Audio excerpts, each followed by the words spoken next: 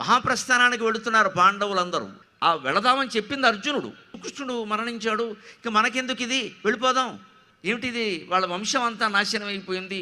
యదు వృష్ణి భోజ కుకుర అంధక వాహినులు 5 లక్షల మంది చనిపోయారు కృష్ణుడు ఎదురుగానే, గాంధారి శాపం కారణంగా, మహర్షుల శాపం కారణంగా 5 లక్షల మంది శ్రీకృష్ణుని బంధువులు చనిపోయారు, అందులో 70 మంది ఆయన కొడుకులు అని ఏమీ పట్టించుకోలేదు విషయాన్ని. ఆ వార్త తెలిసి అర్జునుడికి చాలా విరక్తి కలిగి హస్తినాపురానికి వచ్చి ధర్మరాజుతో అంటాడు, ఇక మనం ఎందుకు ఇక్కడ 36 ఏళ్ళు పరిపాలించాం అన్నయ్య, చాలు, ఇక మహాప్రస్థానానికి వెళ్ళిపోదాం. అర్జునుడి మాటకు అందరూ అంగీకరించారు, రాజ్యాన్ని పరీక్షిత్తుకు అప్పగించారు. వెళ్ళిపోతూ ఉంటే అందరూనండి, ధర్మరాజు సహా, కేవలం వస్త్రాలు, కిందో బట్ట పైనో బట్ట అంతే, ఇంకేం ఉండదు. ఏ ఆభరణాలు ఉండవు, కాలికి చెప్పులు ఉండవు, ఏముండవు. ఉత్తరంగా నడిచి వెళ్ళిపోతారు. మహాప్రస్థానం అంటే అర్థం అది. ఇంక మళ్ళీ తిరిగి రారు. ఆ ఉత్తరంగా వెళ్ళిపోతే ఏం చేస్తుంది, నది అడ్డం వచ్చింది, దిగుతారు, ఉంటే ఉంటారు, పోతే పోతారు. కొండ అడ్డం వచ్చింది, ఎక్కేస్తారు, ఉంటే ఉంటారు, లేదా పడిపోతారు. ఓ ముళ్ళకంప అడ్డం వచ్చింది, దాన్ని తొలగించుకోరు.